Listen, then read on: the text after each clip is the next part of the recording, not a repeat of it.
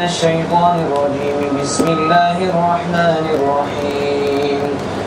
ويسألونك عن ذي القرنين قل سأتلو عليكم منه ذكرا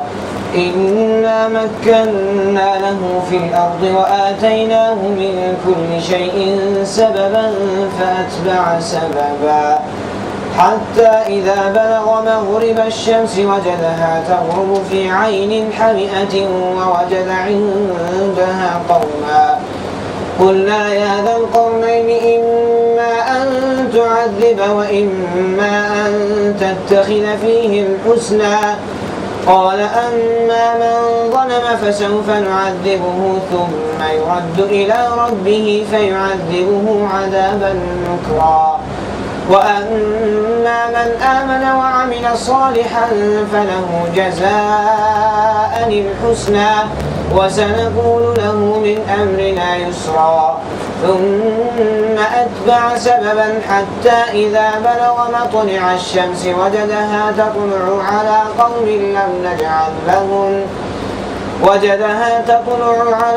لم نجعل لهم من دونها سترا كذلك وقد أحطنا بما لديه خبرا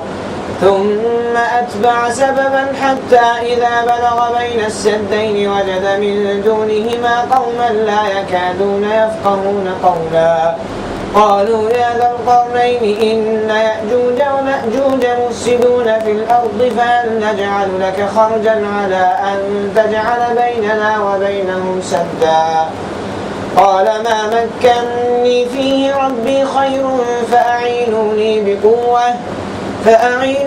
بقوة أجعل بينكم وبينهم ردما آتوني زبر الحديد حتى إذا ساوى بين الصدفين قال انفخوا حتى إذا جعله نارا قال آتوني أفرغ عليه قطرا فما استطاعوا أن يظهروه وما استطاعوا له نقبا قال هذا رحمة من ربي فإذا جاء وعد ربي جعله دكاء وكان وعد ربي حقا وتركنا بعضهم يومئذ يموج في بعض ونفخ في الصور فجمعناهم جمعا وعرضنا جهنم يومئذ للكافرين عرضا الذين كانت أعينهم في غطاء عن ذكري وكانوا لا يستطيعون سمعا أفحسب الذين كفروا أن يتخذوا عبادي من دوني أولياء إنا أعتدنا جهنم للكافرين نزلا قل هل ننبئكم بالأخسرين أعمالا الذين ضل سعيهم في الحياة الدنيا وهم يحسبون أنهم يحسنون صنعا أولئك الذين كفروا بآيات ربهم ولقائه فحبطت أعمالهم فلا نقيم لهم يوم القيامة وزنا ذلك جزاؤهم جهنم بما كفروا واتخذوا آياتي ورسلي هزوا إن الذين آمنوا وعملوا الصالحات كانت لهم جنات الفردوس نزلا خالدين فيها لا يبغون عنها حولا قل لو كان البحر مدادا لكلمات ربي لنفد البحر قبل أن تنفد كلمات ربي ولو جئنا بمثله مددا قل إنما أنا بشر مثلكم يوحى إلي أنما إلهكم إله واحد فمن كان يرجو لقاء ربه فليعمل عملا صالحا ولا يشرك بعبادة ربه أحدا. پناہ مانگتا ہوں میں اللہ کی شیطان مردود سے، اللہ کے نام سے جو بڑا مہربان نہایت رحم والا ہے۔ اور اے محمد صلی اللہ علیہ وسلم، یہ لوگ تم سے ذوالقرنین کے بارے میں پوچھتے ہیں، ان سے کہو میں اس کا کچھ حال تم کو سناتا ہوں۔ ہم نے اس کو زمین میں اقتدار عطا کر رکھا تھا اور اسے ہر قسم کے اسباب و وسائل بخشے تھے۔ اس نے پہلے مغرب کی طرف ایک مہم کا سر و سامان کیا، حتیٰ کہ جب وہ غروب آفتاب کے حد کو پہنچ گیا تو اس نے سورج کو ایک کالے پانی میں ڈوبتے دیکھا، اور وہاں اسے ایک قوم ملی۔ ہم نے کہا اے ذوالقرنین تجھے یہ مقدرت بھی حاصل ہے کہ ان کو تکلیف پہنچائے، اور یہ بھی کہ ان کے ساتھ نیک رویہ اختیار کرے۔ اس نے کہا جو ان میں سے ظلم کرے گا ہم اس کو سزا دیں گے، پھر وہ اپنے رب کی طرف پلٹایا جائے گا اور وہ اسے اور زیادہ سخت عذاب دے گا، اور جو ان میں سے ایمان لائے گا اور نیک عمل کرے گا اس کے لیے اچھی جزا ہے، ہم اس کو نرم احکام دیں گے۔ پھر اس نے ایک دوسری مہم کی تیاری کی، یہاں تک کہ طلوع آفتاب کی حد تک جا پہنچا۔ وہاں اس نے دیکھا کہ سورج ایک ایسی قوم پر طلوع ہو رہا ہے جس کے لیے دھوپ سے بچنے کا کوئی سامان ہم نے نہیں کیا ہے۔ یہ حال تھا ان کا، اور ذوالقرنین کے پاس جو کچھ تھا اسے ہم جانتے تھے۔ پھر اس نے ایک اور مہم کا سامان کیا، یہاں تک کہ جب دو پہاڑوں کے درمیان پہنچا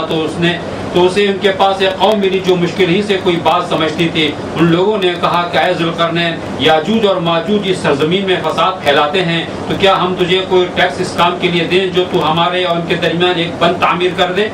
اس نے کہا جو میرے رب نے مجھے دکھا رکھا ہے وہ بہت ہے، تم بس محنت سے میری مدد کرو، میں تمہارے اور ان کے درمیان بند بنائے دیتا ہوں، مجھے لوہے کی چادریں لا کر دو۔ آخر جب دونوں پہاڑوں کے درمیان خلا کو اس نے پاٹ دیا تو لوگوں سے کہا اب آگ دہکاؤ، حتیٰ کہ جب یہ آہنی دیوار بالکل آگ کی طرح سرخ ہو گئی تو اس نے کہا لاؤ اب میں اس میں پگھلا ہوا تانبا اڈیلوں گا۔ یہ بند ایسا تھا کہ یاجوج اور ماجوج اس پر چڑھ بھی نہ آ سکتے تھے، اور اس میں نقب لگانا ان کے لیے اور بھی مشکل تھا۔ ذوالقرنین نے کہا یہ میرے رب کی رحمت ہے، مگر جب میرے رب کے وعدے کا وقت آئے گا تو اس کو پیوند خاک کر دے گا، اور میرے رب کا وعدہ برحق ہے۔ اور اس روز ہم ان لوگوں کو چھوڑ دیں گے کہ سمندر کی موجوں کی طرح ایک دوسرے سے گھتا ہوں، اور سور پھونکا جائے گا، اور ہم سب انسانوں کو ایک ساتھ جمع کریں گے، اور وہ اس دن ہوگا جب ہم جہنم کو کافروں کے سامنے لائیں گے، ان کافروں کے سامنے جو میری نصیحت کی طرف اندھے بنے ہوئے تھے اور کچھ سننے کے لیے تیار ہی نہ تھے۔ تو کیا یہ لوگ جنہوں نے کفر اختیار کیا ہے یہ خیال رکھتے ہیں کہ مجھے چھوڑ کر میرے بندوں کو اپنا کارساز بنا لیں؟ ہم نے ایسے کافروں کی ضیافت کے لیے جہنم تیار کر رکھی ہے۔ اے محمد صلی اللہ علیہ وسلم ان سے کہو کیا ہم تمہیں بتائیں کہ اپنے اعمال میں سب سے زیادہ ناکام اور نامراد لوگ کون ہیں؟ وہ کہ یہ دنیا کی زندگی میں جن کی ساری سعی و جہد راہ راست سے بھٹکی رہی اور وہ سمجھتے رہے کہ وہ سب کچھ ٹھیک کر رہے ہیں، یہ وہ لوگ ہیں جنہوں نے اپنے رب کی آیات کو ماننے سے انکار کیا اور اس کے حضور پیشی کا یقین نہ کیا، اس لیے ان کے سارے اعمال ضائع ہو گئے۔ قیامت کے روز ہم انہیں کوئی وزن نہ دیں گے، ان کی جزا جہنم ہے اس کفر کے بدلے جو انہوں نے کیا، اور اس مذاق کی پاداش میں جو میری آیات اور میرے رسولوں کے ساتھ کرتے رہے۔ البتہ وہ لوگ جو ایمان لائے جنہوں نے نیک عمل کیے ان کی میزبانی کے لیے فردوس کے باغ ہوں گے جن میں وہ ہمیشہ رہیں گے، اور کبھی اس جگہ سے نکل کر کہیں جانے کو ان کا جی نہ چاہے گا۔ اے محمد صلی اللہ علیہ وسلم کہو کہ اگر سمندر میرے رب کی باتیں لکھنے کے لیے روشنائی بن جائے تو وہ ختم ہو جائے، مگر میرے رب کی باتیں ختم نہ ہو، بلکہ اگر اتنی ہی روشنائی ہم اور لے آئیں تو وہ بھی کفایت نہ کرے۔ اے محمد صلی اللہ علیہ وسلم کہو کہ میں تو ایک انسان ہوں تم ہی جیسا، میری طرف وحی کی جاتی ہے کہ تمہارا خدا بس ایک ہی خدا ہے، پس جو کوئی اپنے رب کی ملاقات کا امیدوار ہو اسے چاہیے کہ نیک عمل کرے اور بندگی میں اپنے رب کے ساتھ کسی اور کو شریک نہ کرے۔ اعوذ باللہ من الشیطان الرجیم، بسم اللہ الرحمن الرحیم۔ یہ تیسرا قصہ ہے ذوالقرنین کا۔ اس کے بارے میں مشرکین نے رسول اللہ صلی اللہ علیہ وسلم سے سوال کیا تھا، اس کے بارے میں پوچھا تھا۔ تو پہلے دو قصے گزر چکے، یہ تیسرا قصہ ہے جو 3 سوالات رسول اللہ صلی اللہ علیہ وسلم کے سامنے رکھے گئے تھے۔ تو ذوالقرنین یہ کون ہے؟ واقعہ ہے کہ اس سلسلے میں کوئی بات یقین کے ساتھ نہیں کہی جا سکتی، البتہ تاریخ میں جو بڑے بڑے فاتحین گزرے ہیں اور فاتح ہونے کے ساتھ ساتھ جو نیک عمل رہے ہیں اور عدل پرور اور عدل گستر رہے ہیں اور خدا ترس رہے ہیں، تو ان میں ایک ہی نام لوگوں کو نظر آتا ہے جو تاریخ میں جو کچھ پایا جاتا ہے یا موجودہ تاریخ کے جو ریکارڈ ہمارے پاس ہیں، اور وہ ہے سائرس یا خورس یا خسرو۔ اس کے مختلف نام انگریزی، اردو، فارسی وغیرہ میں دیے گئے ہیں۔ یہ خورس جو ہے نا یہ خدا ترس انسان تھا، اور اندازہ یہ کیا جاتا ہے کہ اسی کے زمانے میں اسی نے بابل پہ حملہ کر کے یہودیوں کو وہاں سے آزادی دلائی تھی، یعنی بنی اسرائیل کو، اور انہیں ان کے دینی معاملات میں اس نے اعانت کی تھی، اور انہیں کہا تھا کہ بیت المقدس میں جا کے اپنے ہیکل کو دوبارہ تعمیر کرو، تو اس میں نہ صرف یہ کہ اس کی سیاسی جو ہے پشت پناہی اور مدد حاصل تھی، بلکہ مالی اور ذاتی طور پہ بھی اس کی اعانت اس میں شامل تھی۔ اور اس کا جو علاقہ جو اس نے فتح کیا وہ تقریباً اسی طرح کا ہے جیسے کہ قرآن شریف میں بیان ہوا ہے، یعنی مغرب میں وہ لیبیا تک آ گیا تھا، اور مشرق میں جہاں تک پہنچ ہو سکتی تھی اس زمانے میں وہاں تک پہنچا، اور دوسری طرف یہ جو موجودہ رشیا ہے، ماسکو، اور اس کے بعد ترکستان، ترکمانستان، ازبکستان، یہ سارے علاقے، ان سب کو اس نے فتح کیا تھا۔ تو مفسرین کا گمان یہی ہے کہ ذوالقرنین سے مراد وہی ہے، اور ذوالقرنین کے لفظی معنی ہوتے ہیں 2 سینگوں والا، تو اس کا مطلب یہ نہیں کہ 2 سینگ اس کے سر پہ تھی، اس سے مراد یہ ہے کہ یعنی وہ شخص جس کے سر پہ تاج ہے اس طرح کا کہ 2 سینگوں والا، یا اس سے مراد یہ بھی ہو سکتا ہے کہ 2 علاقوں پہ قابض شخص جو ہے نا، دونوں کھوٹے دونوں طرف کے اس کے جو ہے قابض، اور اللہ ہی بہتر جانتا ہے کہ اس کی حقیقت کیا ہے۔ بہرحال ذوالقرنین کے بارے میں ان لوگوں نے پوچھا تو اللہ تعالیٰ نے فرمایا کہ اے نبی صلی اللہ علیہ وسلم آپ کہہ دیجئے کہ میں اس کا کچھ حصہ تم لوگوں کو پڑھ کے سناتا ہوں۔ اللہ تعالیٰ فرماتے ہیں کہ ہم نے اسے زمین میں اقتدار بخشا، اس سے تو معلوم ہو گیا کہ وہ حکمراں تھا کوئی، اِنَّا مَكَّنَّا لَهُ فِي الْأَرْضِ، ہم نے اسے زمین میں اقتدار بخشا، وَآتَيْنَاهُ مِن كُلِّ شَيْءٍ سَبَبًا، اور اسے ہر قسم کا سامان عطا فرمایا، یعنی سارے وسائل ذرائع اس کے پاس موجود تھے۔ فَأَتْبَعَ سَبَبًا، تو ان وسائل اور ذرائع کو بروئے کار لے کر وہ آگے بڑھا۔ فَأَتْبَعَ سَبَبًا کا مطلب یہ ہوگا کہ انہوں نے ان وسائل کو اس نے استعمال کیا اور آگے بڑھا، حَتَّى إِذَا بَلَغَ مَغْرِبَ الشَّمْسِ وَجَدَهَا تَغْرُبُ فِي عَيْنٍ حَمِيَةٍ وَوَجَدَ عِندَهَا قَوْمًا، یہاں تک کہ جب سورج کے ڈوبنے کی جگہ پہ وہ پہنچا تو اس نے دیکھا کہ سورج جو ہے وہ ڈوب رہا ہے ایک کالے پانی میں یا گندے پانی میں، اور اس کے پاس اسے ایک قوم ملی۔ تو اللہ تعالیٰ فرماتے ہیں کہ قُلْنَا يَا ذَا الْقَرْنَيْنِ إِمَّا أَن تُعَذِّبَ وَإِمَّا أَن تَتَّخِذَ فِيهِمْ حَسَنًا، اللہ تعالیٰ فرماتے ہیں کہ ہم نے کہا کہ اے ذوالقرنین تمہیں اختیار حاصل ہے، چاہے انہیں سزا دو اور چاہے تم کے بارے میں کوئی اچھا معاملہ اختیار کرو۔ تو یہاں پہ اس آیت میں شروع میں جو کہا گیا ہے کہ یہاں تک کہ پہنچا سورج کے ڈوبنے کی جگہ، اور اس نے دیکھا کہ سورج ایک گندے پانی میں یا کالے پانی میں ڈوب رہا ہے، تو اس سے مراد یہ ہے کہ جو خشکی کا راستہ ہے یا خشکی کا حصہ ہے زمین کا، اس کے آخری کنارے پہ پہنچا، اور اس کے بعد سمندر ہے، اور وہاں یعنی اس سے آگے وہ بڑھ نہیں سکتا تھا،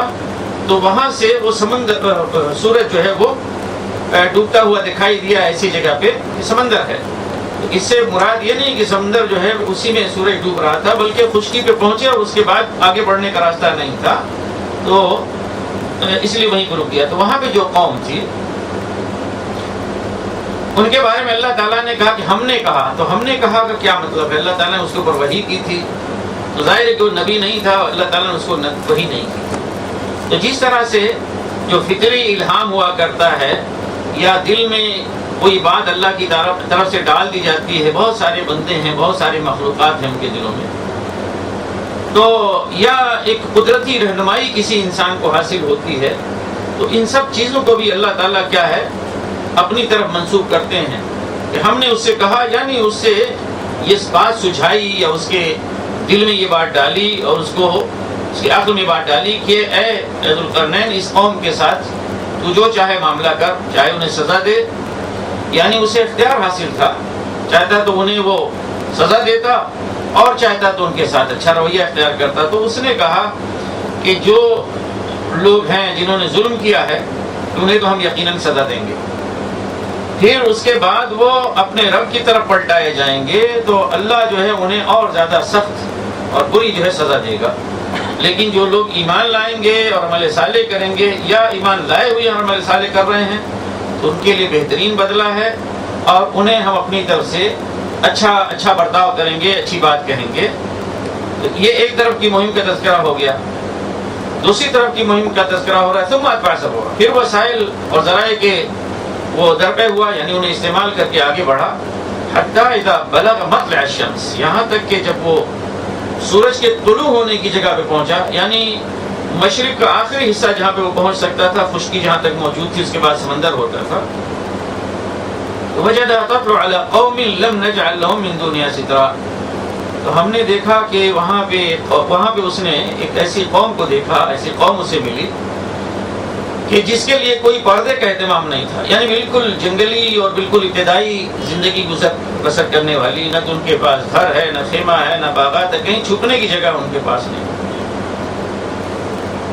تو ان کے بارے میں کذالک وقد احاطنا بما لدیہ خبرا، اور جو کچھ اس کے پاس تھا، یعنی ذوالقرنین کے پاس جو وسائل اختیار کر رہا تھا اور جو کام کر رہا تھا، اللہ تعالیٰ فرما رہے ہیں کہ وہ ساری چیزیں کیا ہے، ہم ان سے باخبر تھے، ان کا علم ہمارے پاس تھا۔ پھر اس کے بعد کہنے لگے کہ وہ پھر وسائل اور اسباب کے درپے ہوا، یعنی استعمال کرتے ہوئے آگے بڑھا، یہاں تک کہ جب ایسی جگہ پہ پہنچا کہ جو دو پہاڑوں کے درمیان ہے اور اس کے بیچ میں وادی ہے، تو وہاں پہ اس نے دیکھا کہ ایک ایسی قوم ہے جو بالکل کچھ سمجھتی نہیں ہے، یا جن سے کچھ یعنی سمجھنا اور سمجھانا بالکل دشوار ہے، یعنی ان کی زبان ایسی ہے، وہ جنگلی اس طرح کے ہیں، ان کی زبان ایسی ہے کہ نہ یہ سمجھتے ہیں نہ ان کی زبان وہ سمجھتے ہیں۔ قوما لا یکادون یفقهون قولا، کچھ بھی وہ سمجھتے نہیں، نہ انہیں کچھ سمجھایا جا سکتا ہے۔ تو ان لوگوں نے ذوالقرنین سے آ کے درخواست کی کہ ذوالقرنین، یہ یاجوج اور ماجوج یہ زمین میں بڑا فساد برپا کر رہے ہیں، تو یاجوج اور ماجوج اور گاگ ماگاگ جسے کہا جاتا ہے انگلش میں یا بائبل لٹریچر میں گاگ ماگاگ جس کو کہا گیا، تو یہ اس سے مراد خود بائبل اور تلمود میں اس کی وضاحت ہے، ہمارے ہاں بھی مفسرین اور مورخین یہی کہتے ہیں کہ اس سے مراد وہ قومیں ہیں جو موجودہ رشیا اور رشیا کے اندر جو پہلے وہ ساری جمہوریات تھی جنہیں آزادی ملی ہے، یہ سارے علاقے یہاں پہ بسنے والی قومیں، یہ زمانے قدیم سے جنگلی اور وحشی قومیں مانی گئی ہیں، اور یہاں سے یہ قومیں رہ کے اٹھتی تھیں اور حملے کیا کرتی تھیں مشرق اور مغرب دونوں پہ، یعنی ایشیا اور ایشیائی کوچک پہ بھی، اور اسی طرح سے مغرب یعنی جسے آج یورپ کہا جاتا ہے، ان ملکوں پہ بھی وہ چڑھائی کیا کرتی تھیں، اور جہاں جاتے تھے وہ تباہ برباد کر کے رہتے تھے۔ اور عالم عرب پہ جو حملہ ہوا ہے، عالم اسلام پہ، یہ ہلاکو وغیرہ وہیں سے آئے ہوئے، یہ سارے جو ہے نا وہی گاگ ماگاگ ہی کے نسل سے، ہلاکو اور چنگیز یہ جو علاقہ ہے وہی علاقہ ہے۔ فرمایا کہ یہ جو یاجوج اور ماجوج ہیں، اس سے مراد قوم ہے یاجوج اور ماجوج، یہ زمین میں فساد پھیلا رہے ہیں، برپا کر رہے ہیں، یعنی لوگوں کو تنگ کر رہے ہیں، ہمیں تنگ کر رہے ہیں۔ تو کیا ایسا ہو سکتا ہے کہ ہم آپ کے لیے کچھ ٹیکس جمع کریں؟ بہل نجعل لک خرجا، خرچ اسی سے خراج ہے جو اسلامی فقہ میں اصطلاح کے طور پہ استعمال ہوتا ہے، جو غیر مسلموں سے جو ذمہ بن کے یا مستعمل بن کے اسلامی اسٹیٹ میں رہتے ہیں تو ان سے جو لیا جاتا ہے ٹیکس، اسے خراج کہا جاتا ہے۔ تو خراج اس سے معلوم ہے قرآن کے اس میں خرچ آیا، اس سے مراد وہی ہے کہ جو کسی کے اوپر کوئی ٹیکس عائد کیا جائے۔ تو کیا ہم تمہارے لیے کوئی ٹیکس جمع کریں، یعنی کوئی مالی امداد اعانت جمع کریں کہ تم ہمارے ان کے درمیان ایک بند بنا دو،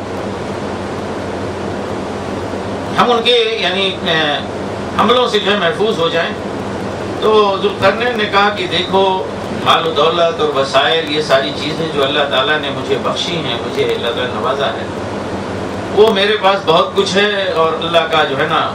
اس میں بہت کچھ خیر ہے، تو مجھے پیسوں کی جو ہے ضرورت نہیں ہے،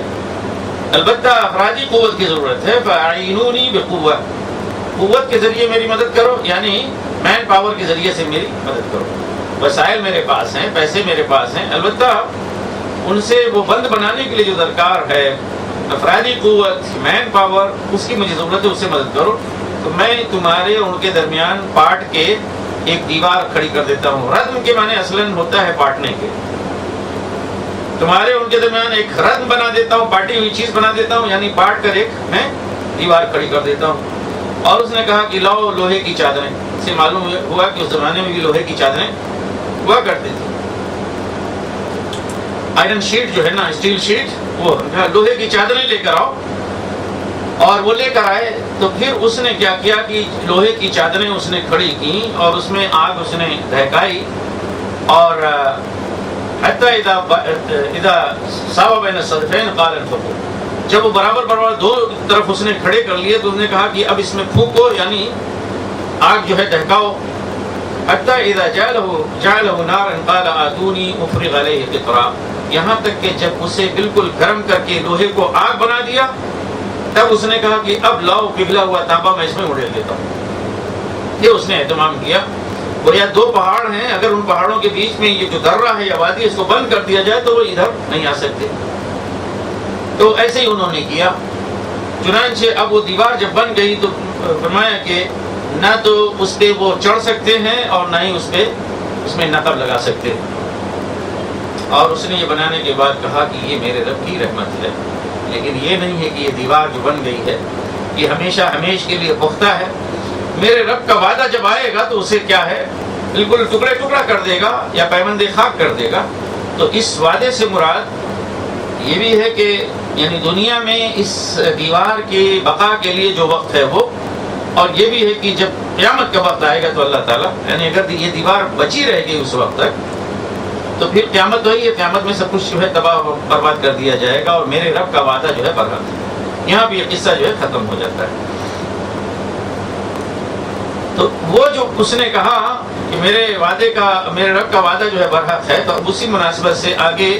آخرت کا جو ہے تذکرہ ہو رہا ہے۔ اللہ تعالیٰ فرماتے ہیں کہ وَتَرَكْنَا بَعْضَهُمْ يَوْمَئِذٍ يَمُوجُ فِي بَعْضٍ، اس دن ہم چھوڑ دیں گے لوگوں کو کہ ایک دوسرے میں گتھم گتھا ہو جائیں گے۔ گتھم گتھا یعنی ایک دم سے بھیڑ لگی ہوگی کہ کون کدھر جائے، بالکل اسی میں گتھم گتھا ہوں گے، اور سور پھونکا جائے گا، یعنی اس سے مراد دوسرا سور ہے۔ تو پھر ہم تمام لوگوں کو اکٹھا کریں گے، یکجا کریں گے۔ وَعَرَضْنَا جَهَنَّمَ يَوْمَئِذٍ لِلْكَافِرِينَ عَرْضًا، اور اس دن جہنم کو ہم پیش کریں گے، سامنے لائیں گے کافروں کے۔ کافر وہاں نہیں لے جائیں گے، جہنم جو ہے ڈسپلے کی جائے گی، یہ ہے جہنم، کافروں کو دکھلایا جائے گا۔ اور یہ کافر کون ہے کہ الذین کانت اعینہم فی غطاء عن ذکری وکانوا لا یستطیعون سمعا، جن کی آنکھیں بند تھیں میری یاد سے، قابل تھی، اور وہ سن نہیں سکتے تھے، یعنی دنیا میں انہوں نے اپنی آنکھیں بند رکھی حق بینی سے، اور اپنے کان بند رکھے کہ کوئی حق جو ہے وہ سن نہ سکے۔ فرمایا کہ کیا ان کافروں نے یہ سمجھ رکھا ہے، افحسب الذین کفروا ان یتخذوا عبادی من دونی اولیاء،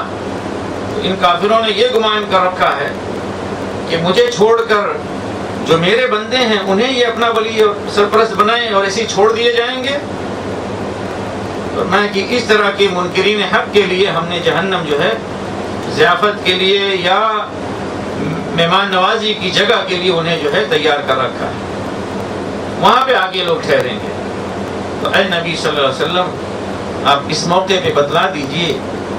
کہیے کہ کیا ہم بتائیں کہ اعمال کے لحاظ سے سب سے زیادہ خسارے میں پڑنے والے کون لوگ ہیں؟ آپ اندازہ کیجئے کہ آدمی عمل بھی کرے اور کچھ ملے بھی نہیں، بلکہ اور الٹا جو ہے نقصان ہو۔ کئی بڑی بڑی یونیورسٹیاں، دانشگاہیں، لیبارٹریز، فیکٹریز، اسپتال اور کیا کیا یعنی بنائے سب کچھ، اور بجائے اس کے کہ کچھ ملے، الٹے جو ہے مصیبت آ رہی ہے۔ تو فرمایا کہ کیا ہم بتائیں کہ اپنے عمل کے لحاظ سے سب سے زیادہ گھاٹے میں پڑنے والے لوگ کون ہیں؟ یعنی عمل بھی کریں گے کچھ نہیں ملے گا، بلکہ اور کیا ہے انہیں سزا ملے گی۔ کہ الذین ضل سعیہم فی الحیاۃ الدنیا، کہ جن کی زندگی، جن کی کوشش جدوجہد دنیا ہی کی زندگی میں لگی رہی، گم ہو گئی۔ ایک معنی یہ ہے کہ ان کی ساری محنت دنیا کی زندگی کے لیے تھی، اور دوسرا مفہوم یہ ہے کہ دنیا کی زندگی میں ان کی جتنی بھی کوششیں تھیں سب گمراہی پر مبنی تھی، سب بیکار تھی، کوئی راہ حق میں نہیں تھی۔ اور وہ یہ اپنی جگہ پہ سمجھ رہے تھے کہ وَهُمْ يَحْسَبُونَ أَنَّهُمْ يَحْسِنُونَ صُنْعًا، وہ یہ سمجھ رہے تھے کہ بہت اچھے کارنامے انجام دے رہے ہیں۔ آج دیکھیں کیا ہو رہا ہے، آج ہر طرف سے اگر تانے پڑتے ہیں تو آپ کو پڑھتے ہیں مسلمانوں، اس لیے کہ دنیا جن لوگوں نے بنائی اور بنا رہے ہیں، واقعہ یہ ہے کہ ان کے مقابلے میں مسلمانوں کی کچھ نہیں ہے اہم، یعنی ان کا کنٹریبیوشن کچھ نہیں، بلکہ ان کی ساری تخلیق، ان کی صنعت گری اور ان کی علمی مہارت، سائنسی مہارت، اس سے مسلمان اور پوری دنیا کے لوگ فائدہ اٹھا رہے ہیں، بنا کچھ نہیں۔ اور وہ لوگ اللہ کی یاد سے غافل ہو کر اسی دنیا سازی میں اور دنیا کی ترقی میں لگے ہوئے ہیں۔ آخرت ان کا مطمع نظر نہیں ہے، آخرت ان کا مقصود زندگی نہیں، بس دنیا ہی ہے، سب کچھ دنیا ہی میں کے لیے وہ کر رہے ہیں۔ تو آخرت میں انہوں نے بنانے کے لیے، آخرت میں جمع کرنے کے لیے چونکہ کچھ کیا ہی نہیں، اس لیے جو کچھ دنیا کے لیے انہوں نے کیا وہ دنیا میں رہ جائے گا، آخرت میں کچھ پہنچے گا نہیں۔ فرمایا کہ یہ وہ لوگ ہیں کہ جنہوں نے اپنے رب کی آیات کا انکار کیا اور اپنے رب کی ملاقات کا انکار کیا، یعنی اس پہ ایمان نہیں لائے، اس سے بالکل غافل ہو کے بیٹھے رہے کہ اللہ کے سامنے کبھی کھڑے ہونا ہے اور اپنے اعمال کے لیے جواب دہ ہونا ہے، بالکل ایسے ہی یعنی کھڑے رہے، منکر بنے رہے، تو ان کے سارے اعمال حبط ہو جائیں گے، رائگاں ہو جائیں گے، اور ان لوگوں کے لیے قیامت کے روز ہم کوئی وزن جو ہے نہیں بنائیں گے۔ یعنی جو کچھ بھی دنیا میں انہوں نے کیا ہے، آج دیکھ لیجئے کہ اتنے بڑے بڑے کارخانے ہیں، اتنے بڑے بڑے کارخانے ہیں کہ دیکھ لے آدمی تو، ہمارے جیسا آدمی تو پریشان ہو جاتا ہے۔ کوئی کار کا کارخانہ دیکھ لے امریکہ میں کتنے کلومیٹر تک پھیلا ہوا ہے، کوئی اور کارخانہ دیکھ لے تو کتنے کلومیٹر کا پھیلا ہوا ہے،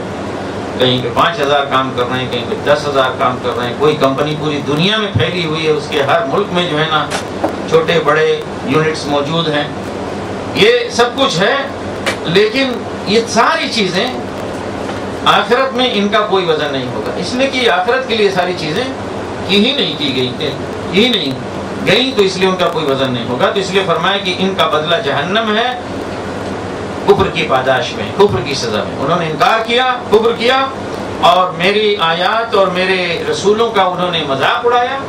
تو اس کی سزا کے طور پر اب ان کا بدلہ جو ہے وہ جہنم ہے، جہنم ہی ان کو ملے گی۔ اس کے برعکس جو لوگ ایمان لائے اور ایمان لا کر انہوں نے اچھے اعمال کیے،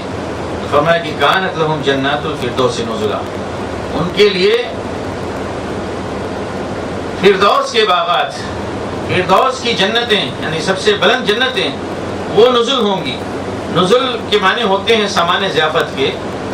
آپ دیکھیں کہ پیچھے کافروں کے لیے جو نزل ہے استعمال کیا گیا وہ کیا ہے؟ جہنم ہے۔ تو نزل یعنی اگر کوئی مہمان آتا ہے تو جو اس کی ابتدائی جو ضیافت ہوتی ہے نا، اس کو نزل کہا جاتا ہے۔ تو کافروں کی پہلی ہی جو ضیافت ہوگی جہنم سے ہوگی، اور اہل ایمان کی پہلی جو ضیافت ہوگی وہ کیا ہے؟ جنت الفردوس سے ہوگی، اور مستقر جو مستقل ہوگا وہ تو اور ہی بہتر ہوگا۔ فرمایا کہ جہاں پہ وہ ہمیشہ رہیں گے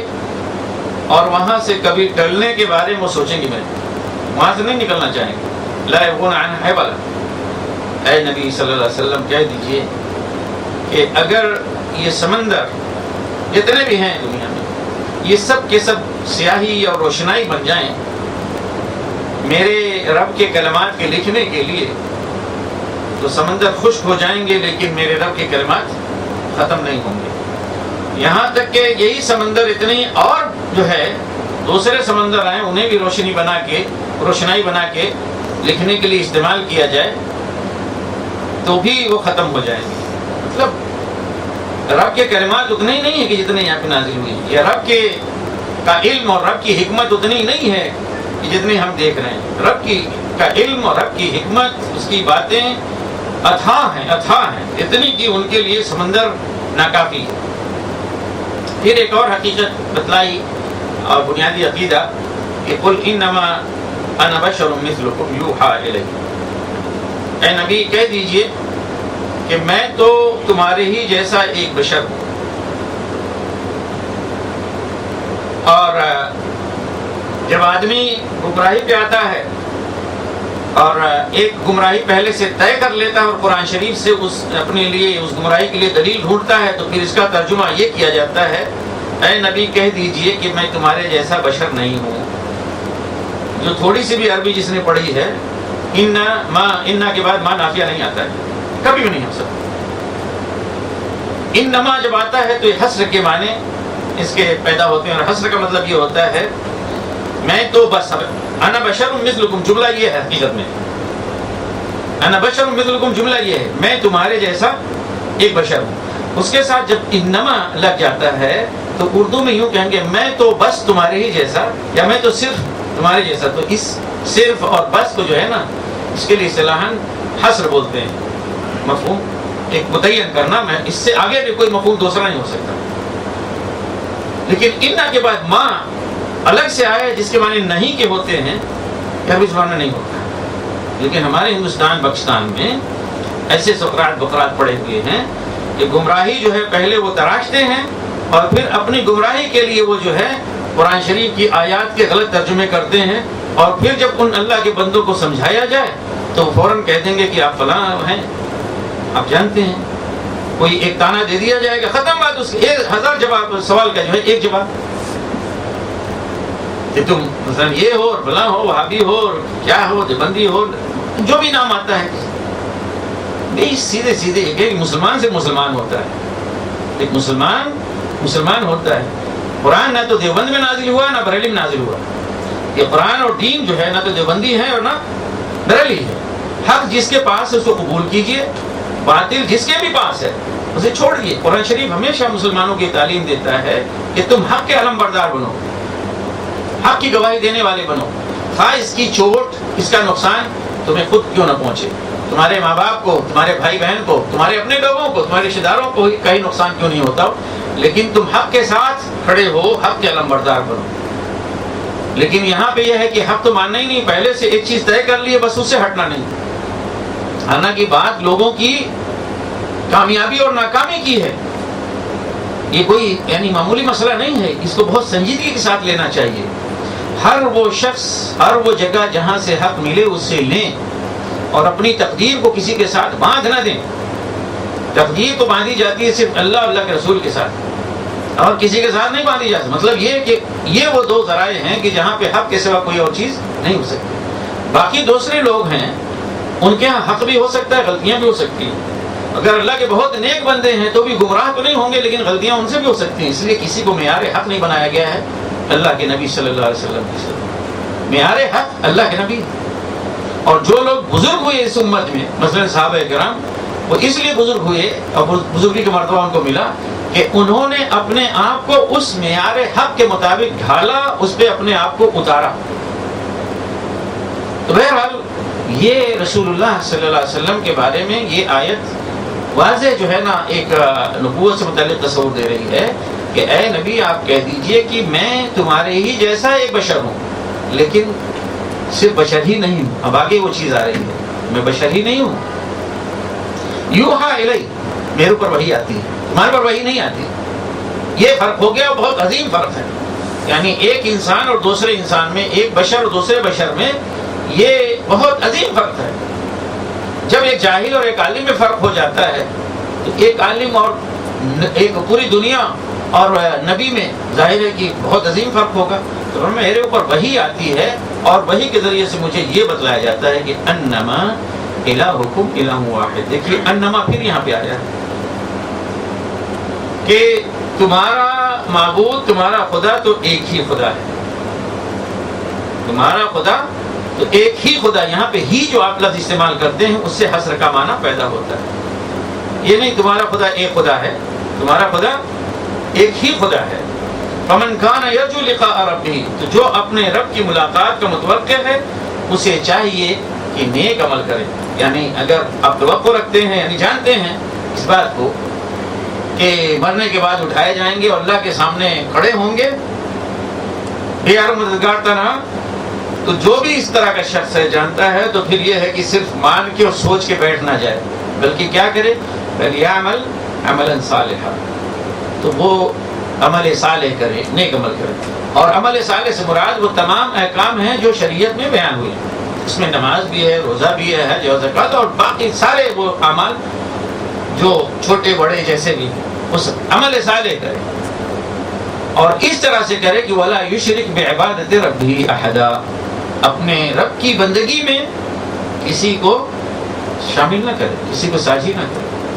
یہ بات قرآن شریف ہم نے الحمدللہ 15 پارے پڑھ لی ہیں، توحید کا تصور بالکل واضح ہو چکا ہے۔ یہاں یہ بات جان لینی چاہیے کہ قرآن شریف عمل صالح پہ ابھارتا ہے بار بار، لیکن یہ عمل صالح ایمان پر مبنی ہونا چاہیے۔ اگر ایمان نہیں ہے اس عمل صالح کی بنیاد میں، آدمی دنیا کی نگاہوں میں بڑے ہی عظیم بڑے اچھے کام کرے تو وہ عمل صالح نہیں ہے، اللہ کی نگاہ میں عمل صالح نہیں ہوگا۔ تو مسلمانوں کے یہاں سمجھنا چاہیے کہ عقیدہ جو ہے وہ درست ہونا چاہیے۔ عقیدہ ایک بنیادی چیز ہے، اسے درست ہونا چاہیے۔ اگر عقیدہ آپ کا درست ہے اور اس پہ آپ ثابت قدم ہیں اور اللہ کے رسول سے محبت کرتے ہیں، تو اگر آپ کے عمل میں کچھ خامی کوتاہی ہوئی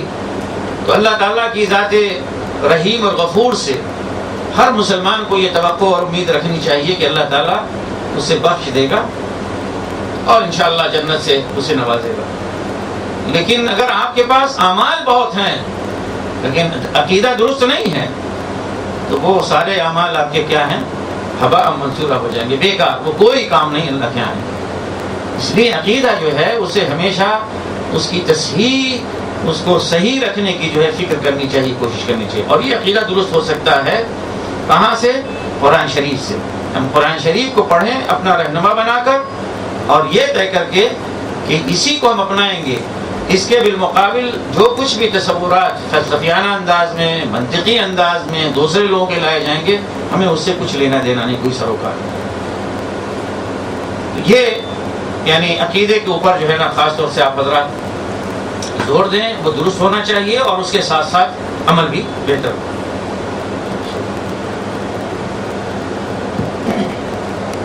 بسم اللہ الرحمن الرحیم کافها یا عین صاد ذکر رحمت ربک عبده زکریا اذ نادى ربه نداء خفیا قال رب إني وهن العظم مني واشتعل الرأس شيبا ولم أكن بدعائك رب شقيا وإني خفت الموالي من ورائي وكانت امرأتي عاقرا فهب لي من لدنك وليا يرثني ويرث من أهل يعقوب واجعله رب رضيا يا زكريا إنا نبشرك بغلام اسمه يحيى لم نجعل له من قبل سميا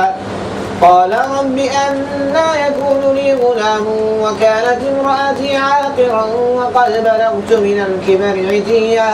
قال كذلك قال ربك هو علي هين وقد خلقتك من قبل ولم تك شيئا قال رب اجعل لي آية قال آيتك ألا تكلم الناس 3 ليال سويا فخرج على قومه من المحراب فأوحى إليهم أن سبحوا بكرة وعشيا يا يحيى خذ الكتاب بقوة وآتيناه الحكم صبيا وحنانا من لدنا وزكاة وكان تقيا وبرا بوالديه ولم يكن جبارا عصيا وسلام عليه يوم ولد ويوم يموت ويوم يبعث حيا واذكر في الكتاب مريم إذ انتبذت من أهلها مكانا شرقيا فاتخذت من دونهم حجابا فأرسلنا إليها روحنا فتمثل لها بشرا سويا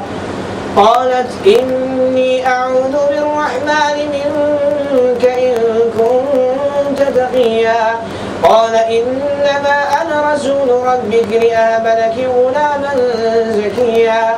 قالت أنى يكون لي غلام ولم يمسسني بشر ولم أك بغيا قال كذلك قال ربك هو علي هين وليجعله آية للناس ورحمة منا وكان أمرا مقضيا فحملته فانتبذت به مكانا قصيا فأجاءها المخاض إلى جذع النخلة قالت يا ليتني مت قبل هذا وكنت نسيا منسيا فناداها من تحتها ألا تحزني قد جعل ربك تحتك سريا وهزي إليك بجذع النخلة تساقط عليك رطبا جنيا فكلي واشربي وقري عينا فإما ترين من البشر أحدا فقولي إني نذرت للرحمن صوما فلن أكلم اليوم إنسيا فأتت به قومها تحمله قالوا يا مريم لقد جئت شيئا فريا يا أخت هارون ما كان أبوك امرأ سوء وما كانت أمك بغيا فأشارت إليه قالوا كيف نكلم من كان في المهد صبيا قال إني عبد الله آتاني الكتاب وجعلني نبيا وجعلني مباركا أينما كنت وأوصاني بالصلاة والزكاة ما دمت حيا وبرا بوالدتي ولم يجعلني جبارا شقيا والسلام علي يوم ولدت ويوم أموت ويوم أبعث حيا ذلك عيسى ابن مريم قول الحق الذي فيه يمترون ما كان لله أن يتخذ من ولد سبحانه إذا قضى أمرا فإنما يقول له كن فيكون وإن الله ربي وربكم فاعبدوه هذا صراط مستقيم فاختلف الأحزاب من بينهم فويل للذين كفروا من مشهد يوم عظيم أسمع بهم وأبصر يوم يأتوننا لكن الظالمون اليوم في ضلال مبين. کاف ہا یا عین صاد. ذکر ہے اس رحمت کا جو تیرے رب نے اپنے بندے زکریا پر کی تھی جبکہ اس نے اپنے رب کو چپ کے پکارا. اس نے عرض کیا اے پروردگار میری ہڈیاں تک کھل گئی ہیں اور سر بڑھاپے تک سے بھڑک اٹھا ہے. اے پروردگار میں کبھی تجھ سے دعا مانگ کر نامراد نہیں رہا. مجھے اپنے پیچھے اپنے بھائی بندوں کی برائیوں کا خوف ہے اور میری بیوی بانجھ ہے. تو مجھے اپنے فضل خاص سے ایک وارث عطا کر جو میرا وارث بھی ہو اور آل یعقوب کی میراث بھی پائے. اور اے پروردگار اس کو ایک پسندیدہ انسان بنا. جواب دیا گیا اے زکریا ہم تجھے ایک لڑکے کی بشارت دیتے ہیں جس کا نام یحییٰ ہوگا. ہم نے اس نام کا کوئی آدمی اس سے پہلے پیدا نہیں کیا. عرض کیا پروردگار بھلا میرے ہاں کیسے بیٹا ہوگا جبکہ میری بیوی بانجھ ہے اور میں بوڑھا ہو کر سوکھ چکا ہوں. جواب ملا ایسا ہی ہوگا. تیرا رب فرماتا ہے کہ یہ تو میرے لیے ایک ذرا سی بات ہے. آخر اس سے پہلے میں تجھے پیدا کر چکا ہوں جبکہ تو کوئی چیز نہ تھا. زکریا نے کہا پروردگار میرے لیے کوئی نشانی مقرر کر دے. فرمایا تیرے لیے نشانی یہ ہے کہ تو قیام 3 دن لوگوں سے بات نہ کر سکے. چنانچہ وہ محراب سے نکل کر اپنی قوم کے سامنے آیا اور اس نے اشارے سے ان کو ہدایت کی کہ صبح و شام تسبیح کرو.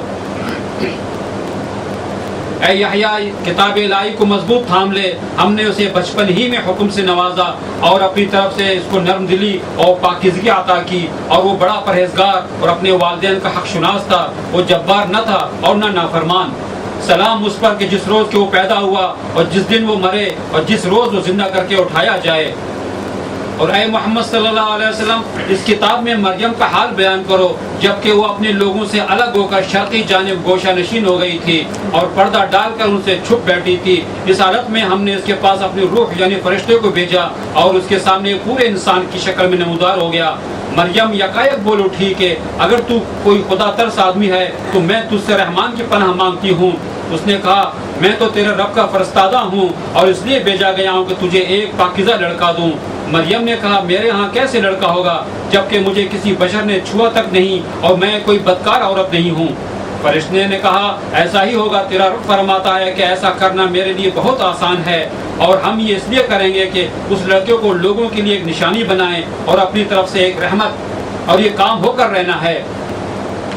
مریم کو اس بچے کا حمل رہ گیا اور وہ اس حمل کو لیے ہوئے ایک دور کے مقام پر چلی گئی۔ پھر زچگی کی تکلیف نے اسے کھجور کے درخت کے قریب نیچے پہنچا دیا۔ وہ کہنے لگی کاش میں اس سے پہلے ہی مر جاتی اور میرا نام نشان نہ رہتا۔ فرشتے نے پائنتی سے اس کو پکار کر کہا غم نہ کر، تیرے رب نے تیرے نیچے ایک چشمہ رواں کر دیا ہے، اور تو ذرا اس درخت کی تنے کو ہلا، تیرے اوپر تازہ تر و تازہ کھجوریں ٹپک پڑیں گی، بس تو کھا اور پی اور اپنی آنکھیں ٹھنڈی کر۔ پھر اگر کوئی آدمی تجھے نظر آئے تو اس سے کہہ دے کہ میں نے رحمان کے لیے روزے کی نظر مانی ہے، اس لیے کہ آج میں کسی سے نہ بولوں گی۔ پھر وہ اس بچوں کے لیے ہوئے اپنی قوم میں آئی۔ لوگ کہنے لگے اے مریم یہ تو نے بڑا پاپ کر ڈالا، اے ہارون کی بہن، نہ تیرا باپ کوئی برا آدمی تھا نہ تیری ماں ہی کوئی بدکار عورت تھی۔ مریم نے بچے کی طرف اشارہ کر دیا۔ لوگوں نے کہا ہم اس سے کیا بات کریں جو گہوارے میں پڑا ہوا ایک بچہ ہے۔ بچہ بول اٹھا میں اللہ کا بندہ ہوں، اس نے مجھے کتاب دی اور نبی بنایا اور بابرکت کیا جہاں بھی میں رہوں، اور نماز و زکوٰۃ کی پابندی کا حکم دیا جب تک کہ میں زندہ رہوں، اور اپنی والدہ کا حق ادا کرنے والا بنایا اور مجھ کو جبار اور شقی نہیں بنایا۔ سلام ہے مجھ پر جب کہ میں پیدا ہوا اور جب کہ میں مروں اور جب کہ میں زندہ کر کے اٹھایا جاؤں۔ یہ عیسیٰ ابن مریم اور یہ اس کے بارے میں وہ سچی بات جس میں لوگ شک کر رہے ہیں۔ اللہ کا یہ کام نہیں ہے کہ کسی کو بیٹا بنائے، اور وہ پاک ذات ہے، اور جب کسی بات کا فیصلہ کرتا ہے تو کہتا ہے کہ ہو جا، بس ہو جاتی ہے۔ اور عیسیٰ نے کہا اللہ میرا رب بھی ہے اور تمہارا بھی رب، بس تم اس کی بندگی کرو، یہی سیدھی راہ ہے۔ مگر مختلف گروہ باہم اختلاف کرنے لگے، تو جن لوگوں نے کفر کیا ان کے لیے وقت بڑی تباہی کا ہوگا، جبکہ وہ بہت بڑا دن دیکھیں گے جب وہ ہمارے سامنے حاضر ہوں گے۔ اس روز تو ان کے کان بھی خوب سن رہے ہوں گے اور ان کی آنکھیں بھی خوب دیکھتی ہوں گی، مگر آج یہ ظالم کھلی گمراہی میں مبتلا ہیں۔ اے محمد صلی اللہ علیہ وسلم اس حالت میں جبکہ یہ لوگ غافل ہیں اور ایمان نہیں لا رہے ہیں۔ تو سورہ مریم یہ بھی مکی سورہ ہے، اور یہ جب مسلمان ہجرت کر کے گئے ہیں سن 5 نبوی میں، تو اس سے پہلے یہ سورت نازل ہو چکی تھی، اور حبش جب پہنچے ہیں، اور یہ حقیقت میں ہجرت جو ہے شروع ہوئی اس طرح سے کہ پہلے رسول اللہ صلی اللہ علیہ وسلم نے کچھ لوگوں کو اجازت دی، تو کچھ 11 آدمی اور اس قافلے میں شاید 1-2 عورتیں تھیں، وہ ہجرت کر کے گئے ہیں، اور بعد میں دوبارہ اور بھی لوگ ہجرت کر کے گئے ہیں۔ تو اس طرح سے 80-85 لوگوں کا ایک مجموعہ یا گروپ وہاں پہ جو ہے نا مسلمانوں کا پہنچ گیا، اور خود رسول اللہ صلی اللہ علیہ وسلم کے ساتھ مکہ مکرمہ میں تقریباً 40 لوگ رہ گئے۔ اور یہ وہ وقت تھا کہ جب یعنی مشرکین کی طرف سے ظلم و ستم مسلمانوں کے اوپر اتنا ڈھایا جاتا تھا کہ بس یہ سمجھیے کہ ناقابل برداشت ہو گیا تھا۔ اسی لیے رسول اللہ صلی اللہ علیہ وسلم نے صحابہ کرام کو اجازت دی کہ آپ لوگ چلے جائیں، اور ان میں پچھلی سورہ کا بھی ہم یعنی پس منظر بیان کرتے ہوئے بتلایا، وہی بات یہاں پہ بھی کہی جائے گی کہ اس میں خاص طور سے جو پسے ہوئے اور غریب قسم کے کمزور قسم کے لوگ تھے یعنی غلام، ان پہ بہت زیادہ مظالم ڈھائے گئے۔ تو ایسے میں رسول اللہ صلی اللہ علیہ وسلم نے بہر لوگوں کو ہجرت کی اجازت دی۔ تو ہجرت جب ہوئی ہے تو اس کے نتیجے میں یہ نہیں ہوا کہ مکہ کے لوگ جو ہے خوش ہو گئے، مطمئن ہو گئے۔ واقعہ یہ ہے کہ مکہ کا معاشرہ اس کی وجہ سے ہل کے رہ گیا، اس لیے کہ کوئی خاندان بڑا چھوٹا کوئی خاندان ایسا نہیں تھا جس کا کوئی فرد جو ہے گیا نہیں ہو۔ ابو جہل کے اپنے لوگ گئے، ابو سفیان کے گھر کے گئے، عتبہ اور ربیہ اور شیبہ کے لوگ گئے، بہت سارے لوگ گئے کہ کسی کا بھائی گیا، کسی کا بیٹا گیا، کسی کا باپ گیا، کسی کی بہن گئی، کسی کی بہو گئی، کسی کا داماد گیا۔ یعنی پورے مکہ میں قریش میں کوئی ایسا خاندان نہیں بچا تھا جس کا کوئی نہ کوئی فرد وہاں پہ نہ گیا ہو۔ اب یہ اپنے لخت جگر، اپنے عزیز و قارب ان کی ہجرت، اس کی وجہ سے معاشرے کے لوگ بڑے بڑے لوگ وہ ہل کے رہ گئے کہ یہ کیا چیز ہے، کہ یعنی یہ دین اور اس کی تعلیمات کیا چیز ہے کہ اس کے لیے وہ سب کچھ ٹھکرا کے جا رہے ہیں۔ بہرحال لوگ گئے تو قریش کے لوگوں نے آپس میں طے کیا کہ ان لوگوں کو واپس لایا جائے، ورنہ وہاں پہ جا کے یہ لوگ کوشش کر کے اپنا دین پھیلائیں گے اور ہمارے خلاف یعنی لوگوں کو اکٹھا کریں گے وغیرہ وغیرہ۔ اس طرح سے انہوں نے 2 لوگوں کو جو ان کے اپنے بہت ہی ماہر تھے فن سیاست کے، انہیں بھیجا بادشاہ حبش کے پاس، نجاشی کے پاس. تو وہ لوگ آئے اور جب پہنچے ہیں وہاں پہ تو پہلے جتنے درباری تھے اور پادری تھے سب کو انہوں نے خوب تحفے تحائف ہدیے دیے، اور سب سے انہوں نے کہا کہ دیکھیں ہمارے یہاں سے کچھ نوجوان جو ہے نا یہ گمراہ ہو گئے ہیں اور وہاں سے بھاگ کے آئے ہیں، آپ کے ہاں انہوں نے پناہ لی ہے. تو مطلب یہ کہ انہوں نے لفظ گمراہ سے جو ہے نا ایک الارم بجا دیا ان کے لیے، خطرے کی گھنٹی، یہ گمراہ لوگ ہیں. تو آپ ایسا کریں کہ ہم کل بادشاہ سے بات کریں گے تو آپ لوگ ہماری تائید کریں، یعنی آپ کے لیے یہ لوگ نقصان دہ ثابت ہوں گے، ان کو کیوں آپ اپنے یہاں رکھیں گے. تو سب نے کہا ٹھیک ہے، تحفے بھی مل چکے تھے، ان کا ٹھیک ہے. چنانچہ دوسرے دن یہ لوگ بادشاہ کی خدمت میں دربار میں حاضر ہوئے تو ان سے جا کے کہا کہ بادشاہ سلامت، ہمارے یہاں کے کچھ بیوقوف قسم کے نوجوان جو دین سے پھر گئے ہیں، ہمارے دین کو انہوں نے چھوڑ دیا ہے اور آپ کے دین میں داخل بھی نہیں ہوئے ہیں. یہ فتنہ والی یعنی بات ہے. ہمارے دین کو انہوں نے چھوڑ دیا ہے لیکن آپ کے دین کو انہوں نے قبول بھی نہیں کیا ہے. تو وہ آئے ہوئے ہیں اور آپ کے ہاں، اور انہیں ہمارے ساتھ واپس بھیجیے اور ہم انہیں سمجھیں گے. تو سارے درباری اور پادری اور سب لوگوں نے ہاں میں ہاں ملائی، لیکن بادشاہ نے کہا کہ بھائی بغیر میں سنے ان کو کیسے میں جو ہے نا، جب انہوں نے میرے ملک میں پناہ لی ہے تو میں ان سے سنے بغیر کیسے جو ہے انہیں حوالے کر دوں اور واپس کر دوں. چنانچہ انہیں بلوایا گیا تو ان کی طرف سے حضرت جعفر ابن ابی طالب رضی اللہ تعالیٰ عنہ وہ حاضر ہوئے اور ان سے پوچھا تو انہوں نے بتایا کہ ہماری کیا حالت تھی دور جاہلیت میں، ہم لوگ کیسے تھے اور مشرک تھے، بتوں کی پوجا کرتے تھے، مردار کھاتے تھے وغیرہ وغیرہ، ہر برائی انہوں نے بیان کی. ایسے میں اللہ تعالیٰ نے ہمارے درمیان ایک نبی بھیجا جو ہمیں اس طرح کی چیزوں کی تعلیم دیتا ہے، تو ہم اس پہ ایمان لے آئے. جب ایمان لے آئے تو ہماری اپنے قوم کے لوگ جو ہے وہ دشمن ہو گئے. یعنی ہم نے کوئی برا تو نہیں کیا تھا، نیکی کا کام کر رہے تھے، لیکن ہماری قوم کے لوگوں سے برداشت نہیں ہوا. اور جب ان کے مظالم سے ہم لوگ تنگ آ گئے تو ہم آپ کے یہاں آئے کہ آپ کے عدل کا، آپ کے یعنی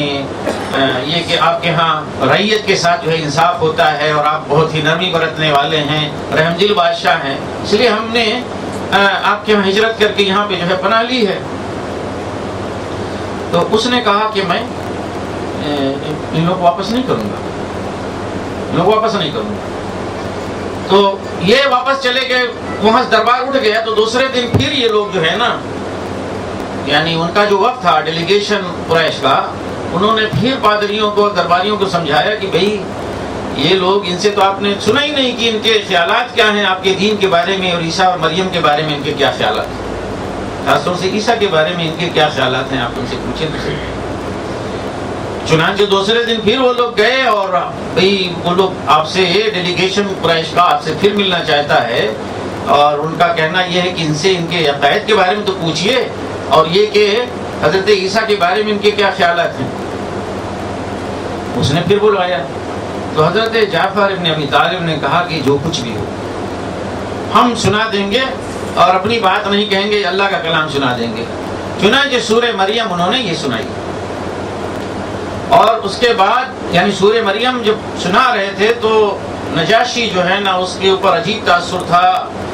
وہ رونے لگا. اور جب تلاوت ختم ہوئی تو اس نے کہا کہ ایک تنکا اٹھا کے کہ عیسیٰ اس سے ذرا سا بھی اس تنکے کے برابر بھی مختلف نہیں ہے جو یہ بات کہی جا رہی ہے. اور اس نے یہ بھی کہا کہ ایک ہی مشکات نبوت سے، یعنی نبوت کے ایک ہی چراغ سے یہ تعلیم جو ہے نا، یہ کتاب اور حضرت عیسیٰ کو جو ملی وہ ایک ہی مشکات کی روشنی ہے، ایک ہی چراغ کی روشنی ہے. اس طرح سے وہ وقت جو ہے واپس بھیج دیا گیا، اور نجاشی نے ان سے کہا کہ آپ لوگ میرے ملک میں رہیے، آپ کو پورا امن و امان حاصل ہے، آپ کے ساتھ کوئی جو ہے ناانصافی نہیں ہوگی، کوئی ظلم آپ کے اوپر نہیں ہوگا. اور پھر یہ لوگ کب واپس آئے ہیں کہ رسول اللہ صلی اللہ علیہ وسلم جب خود ہجرت کر گئے ہیں، یعنی اس کے تقریباً 8 سال کے بعد. آپ سوچ لیجئے کہ یہ دین کے لیے قربانی تھی کہ انہوں نے اپنے گھر بار کو چھوڑا، اپنے یعنی ماں باپ کو چھوڑا، بھائی بند کو چھوڑا، اور ایک دوسرے ملک میں، اجنبی ملک میں جا کے وہاں پہ 8-9 سال وہ رہے ہیں. اور اس کے بعد جو ہے وہ وہاں سے آئے ہیں اور سیدھے مدینہ منورہ پہنچے ہیں، مکہ نہیں آئے۔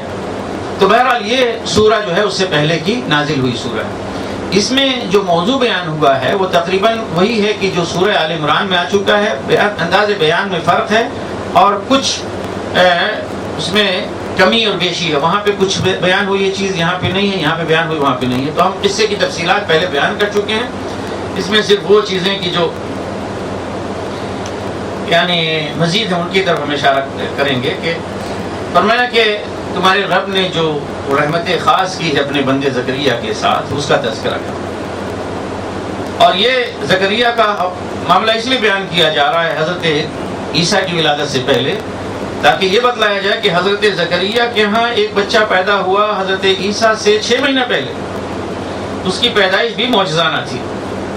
کیسے کہ زکریا نے اپنے رب کو پکارا چپکے چپکے، اذ نادى ربه نداء خفيا، یعنی یہ دعا جو ہے نا گویا یہ کہ تنہائی میں، گوشہ تنہائی میں بہت ہی خاموشی کے ساتھ، انتہائی تضرع اور عاجزی کے ساتھ، انتہائی صدق دل کے ساتھ، توجہ اللہ کے ساتھ انہوں نے دعا کی، پروردگار میری ہڈیاں کمزور ہو چکی ہیں، رب انی وہن العظم منی، یعنی میں اتنا بوڑھا ہو گیا ہوں کہ میری ہڈیاں گھل چکی ہیں، کمزور ہو چکی ہیں، اور دیکھیے کہ بڑھاپے سے میرا سر جو ہے بھڑک اٹھا ہے، یعنی میرے بال بالکل سفید ہو چکے ہیں۔ اور پروردگار واقعہ یہ بھی ہے کہ کبھی بھی میں آپ سے دعا کر کے میں کبھی مایوس نہیں ہوا، کبھی محروم نہیں رہا، جب بھی میں نے آپ سے کچھ مانگا تو آپ نے دیا۔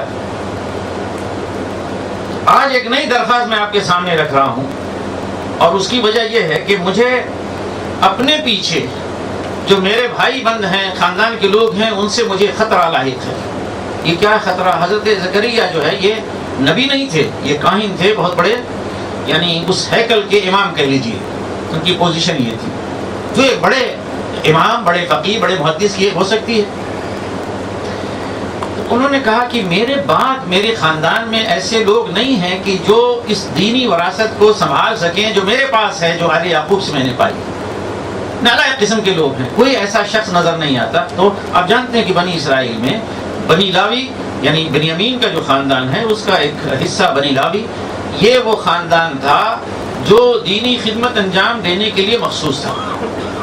لیکن اب ان کے وقت میں یہ حالت ہو گئی تھی کہ اس خاندان میں کوئی شخص ایسا نہیں تھا کہ جو اس خدمت کو ان کے بعد انجام دینے کے لائق ہو۔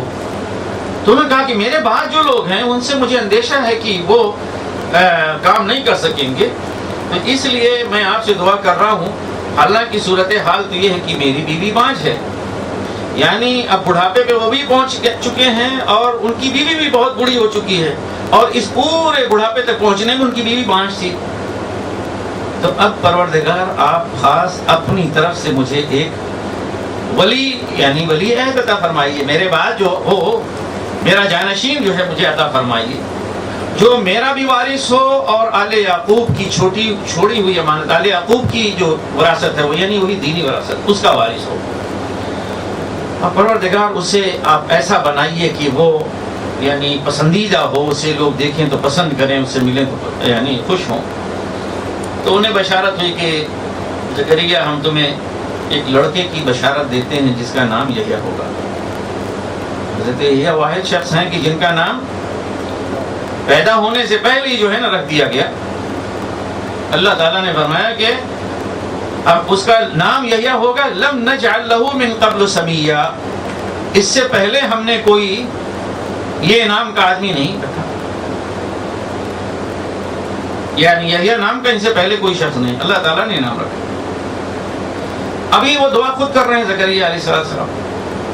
لیکن اب جو ہے جب جواب مل گیا تو کہنا ہے پروردگار میرے یہاں لڑکا کیسے ہوگا، میری بیوی تو بانجھ ہے اور میں خود بالکل بوڑھا ہو کے کھوسٹ ہو چکا ہوں، بالکل ختم۔ اللہ تعالیٰ فرمایا کہ اللہ کی طرف سے فرشتوں نے کہا کہ ایسا ہی ہوگا، اور تیرا رب کہتا ہے کہ یہ میرے لیے بہت آسان ہے، دیکھو تو میں نے تم کو پیدا کیا کب؟ جب تو کچھ بھی نہیں تھا، تو خود کچھ نہیں تھا، تو پیدا ہوا۔ اور اس طرح ہر انسان، اللہ تعالیٰ نے ہر انسان کو کچھ لا شے سے پیدا کیا، یہ کون سی بڑی بات ہے؟ پھر بھی ان کا کہ پروردگار کوئی نشانی تو بتا دیجیے اطمینان کرنے کے لیے۔ تمہاری نشانی یہ ہے کہ 3 دن تک تم بات نہیں کر سکو گے۔ چنانچہ اپنے قوم کے پاس آئے، مطلب یہ کہ محراب سے جو روزانہ آتے تھے اپنا درس وغیرہ دینے کے لیے، وہ نکلے تو انہوں نے اشارہ کیا کہ بھئی آپ لوگ صبح و شام اللہ کی تسبیح بیان کریں، بس اشارے سے ان کا ایڈریس نہیں کر سکے، خطاب نہیں کر سکے۔ یہ اس کے بعد یحییٰ پیدا ہوئے، تو یحییٰ جب پیدا ہوئے تو انہیں اللہ تعالیٰ نے حکم دیا کہ کتاب کو مضبوطی کے ساتھ تھامو، یعنی تورات جو پہلے سے ہے اسے مضبوطی کے ساتھ تھامو۔ اور اللہ تعالیٰ یہ بھی فرماتے ہیں کہ ہم نے اسے بچپن میں حکم عطا فرمایا، یعنی سوجھ بوجھ، فراست، تفقہ فی الدین، اسے بچپن ہی سے ہم نے یہ صلاحیت عطا فرمائی تھی۔ اور ان کی صفات بیان کی ایسا کہ وہ بہت ہی نرم دل اور پاکیزہ انسان، خدا ترس انسان، اپنے والدین کے ساتھ حسن سلوک کرنے والے، ان کے حق شناس تھے۔ اور یہ قصہ بیان کر دینے کے بعد فرمایا کہ اسی کتاب میں مریم کا بھی اب ذکر کرو، اس کا بھی تذکرہ کرو، یعنی قرآن شریف مریم کا تذکرہ کرو کہ جب اپنے خاندان کے لوگوں کو چھوڑ کر مشرقی جانب میں وہ گوشہ گیر ہو گئی، یہ عبادت کے لیے اسی ہیکل میں مشرقی جانب میں وہ گوشہ گیر ہو گئی، اور اپنے درمیان لوگوں کے درمیان ایک پردہ ڈال کے وہاں پہ اللہ کی عبادت کرنے لگی۔ تو فرشتہ کو اللہ تعالیٰ نے بھیجا اور جو ایک انسان کی شکل میں ان کے سامنے آگے کھڑا ہوا۔ اب یہ انتہائی پاکیزہ پاکدامن عورت، انہوں نے دیکھا کہ ان کے سامنے ایک مرد ہے، کھڑا ہے، تو انہوں نے کہا کہ قالت انی اعوذ بالرحمن منک ان کنت تقیا، اگر تو ذرا سا بھی تمہارے اندر خدا کا ڈر ہے، اگر تو خدا ترس انسان ہے تو میں اللہ کی پناہ مانگتی ہوں تم سے، یعنی یہ میرے تو کہاں سے چلا ہے؟ تو انہوں نے فرشتے نے کہا کہ دیکھیں میں تو آپ کے رب کی طرف سے فرشتادہ بنا کر بھیجا گیا ہوں، ان کا رسول ہوں، اور اس لیے بھیجا گیا ہوں کہ آپ کو ایک پاکیزہ بیٹا جو ہے نا دوں، غلامن زکیہ، ایک پاکیزہ بیٹا میں دوں۔ انہوں نے کہا کہ بھلا میرے ہاں کیسے بچہ ہو سکتا ہے، بیٹا ہو سکتا ہے؟ نہ میرا کوئی جسمانی تعلق کسی بشر سے، اور نہ ہی میں کوئی ایسی بدکار عورت ہوں۔ انہوں نے کہا ایسا ہی ہوگا، تمہارا رب کہتا ہے کہ اس کے لیے بڑا آسان ہے، اور اس لیے ہم اس کو اس طرح سے پیدا کریں گے کہ بچپن ہی سے وہ تمام لوگوں کے لیے ایک نشانی بن جائے، بڑا ہو کے جب وہ نبوت کا اعلان کرے تو کسی کو جو ہے اس کے بارے میں شک اور شبہ نہ رہے۔ اور یہ خاص ہماری طرف سے ایک رحمت بھی ہے، یا رحمت کا ظہور یا رحمت کا نشان بھی ہوگا، اور یہ معاملہ ہو کے رہنا ہے۔ چنانچہ ان کو حمل ٹھہر گیا اور حاملہ ہو گئیں،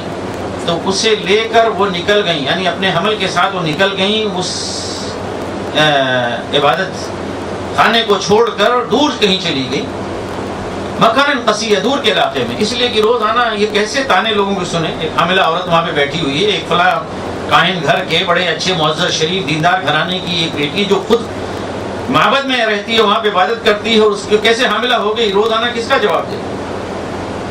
وہ چلی گئی وہاں سے۔ تو پھر جب وقت آیا جہاں پہ گئیں، وہاں پہ جب انہیں درد ذہ ہوا تو زچگی کی حالت میں وہ ایک کھجور کے